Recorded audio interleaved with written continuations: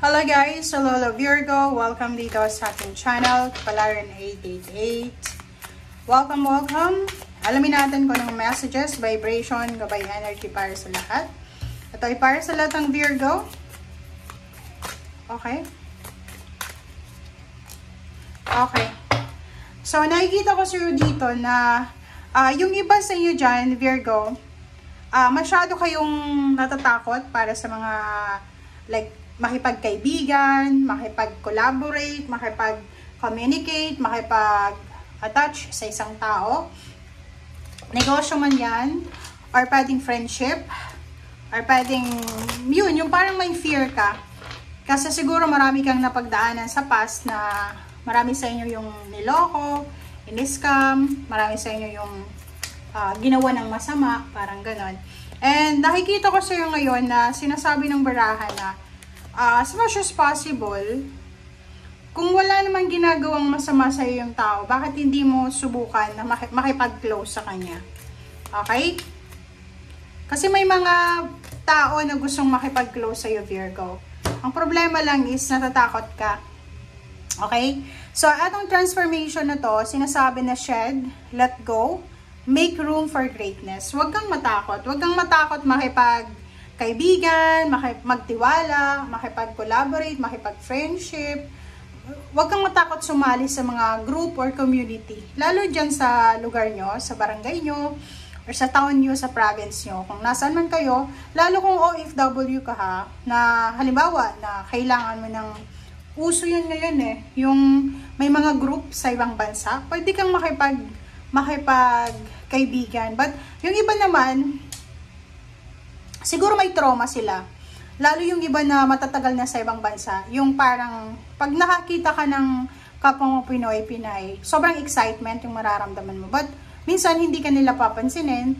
And yung iba naman is sa una lang, masaya sa una lang. And then darating yung araw na magtatraidura na, parang ganun. So, kita natin yung traumatic experience mo dito.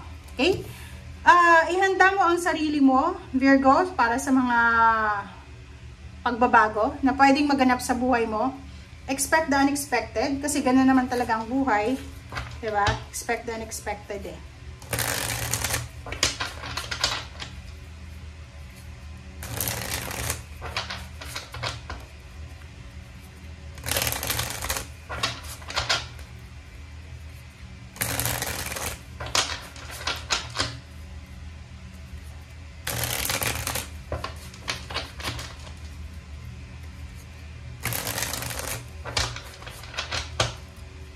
Okay, here we go.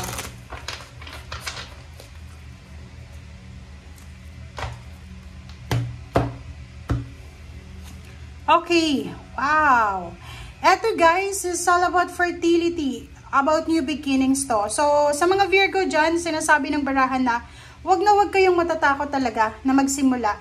Yung mga iba sa inyo pwedeng nalugi, na-terminate sa work, pwedeng nawala ng karelasyon, nawala ng kaibigan, nawala ng tirahan, ng bahay or anything. Dito sinasabi na welcome the new, okay, transformation, okay? I-let go mo na yan, yung mga nawala sa'yo, and then i-welcome mo yung mga pagbabago or magbabago na posibleng darating sa'yo.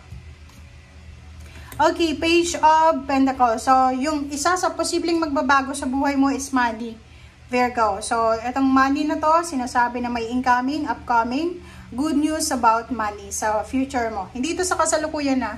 Clear ko lang, hindi ito sa kasalukuyan. Okay. Five of Swords. Nakikita ko sa'yo dito na doon sa mga nawalan, doon sa mga nadaya, na-scam, nanakawan, nawala ng trabaho, nawala ng relationship, nawala ng tiwala. Huwag niyong isusuko yung pangarap nyo. Okay? Huwag niyong isusuko yung future nyo. Kasi doon nakasalalay kung ano yung, kumbaga, ginagawa niyo sa ngayon. Queen of Wands. Wait lang guys. I-clear natin. Okay, Queen of Wands. Nakikita ko sa iyo dito na may incoming, upcoming financial freedom na mangyayari sa inyo, Virgo. So, yung mga walang trabaho ngayon na Virgo, baka isipin nyo na i-give up nyo na yung dreams nyo, baka isipin nyo na hanggang dyan lang kayo. Hindi. You're just starting. Nagsisimula ka pa lang. Okay? Nagsisimula pa lang eh. So, wag mong i-give up pa kasi wala ka pang ginagawang action eh. Mag-give up ka na. Diba? So, 7 of Pentacles. So, if you're waiting for money, waiting for assistance, waiting for parang confirmation, wait lang, okay? Be patient and matuto tayong maghintay. Okay, King of Pentacles, oh, 'di ba? Kasasabi ko sa iyo eh. Ito yung King of Pentacles, ito yung paparating sa iyo. Ito yung posibleng darating. Sinasabi sa iyo dito na in the near future, magbilang ka, it's either weeks, months, or years. Sinasabi ng baraha sa'yo dito na parating na talaga yung perang ito. Mahawakan mo yung perang yan. Tangible yan eh. Earthly things yan eh. Mahawakan mo yan kasi ikaw yung gagawa ng paraan. Walang sino man. Okay? Okay, so 8 of Swords. So sinasabi ng baraha, kung nasa stagnation, restrictions ka ngayon, yung parang kahit anong gawin mo, walang nangyayari, okay lang yan. Okay, lahat ng tao dumadaan sa ganyang klaseng sitwasyon, but may mga tao, depende yan, dalawang klase ng tao. Pag dumaan tayo sa problema, sa restrictions, financial, emotional, minsan gini-give up na natin yung purpose natin.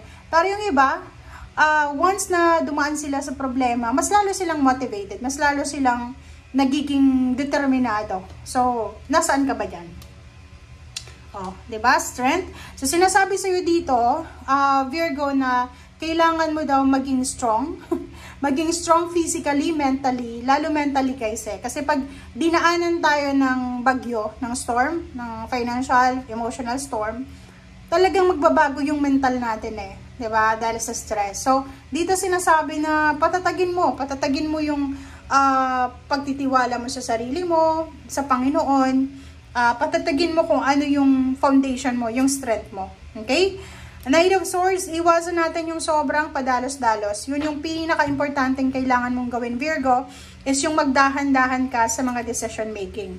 And 5 of Cups, sinasabi ng baraha, umiwas tayo sa pagiging mabilis, gumawa ng aksyon. Kasi yun nga, pwede tayong magkamali. Okay? Pwede tayong magkamali. So, last card mo to, pero ang sa ilalim niya is destiny. Okay? Sinasabi ng baraha sa'yo dito na aapaw yung cups mo. Kumbaga Virgo, naka-destiny ka talaga na maging masaya. It's because financially, emotionally, spiritually, magiging sobrang blessed ka. Okay? Etong destiny card na to plus Ace of Cups na to is nagsasabi sa'yo na kahit maraming hadlangan pa ng mga negative energies na yan, toxic individual, wala silang magagawa. Kasi yung blessing mo, para sa'yo yun. Yung blessing nila, para sa kanila. So, kahit harangan pa man yung blessing sa parating sa'yo, pwede siyang ma-delay, pero talagang parating yan sa'yo. Okay? Thank you guys. Bye!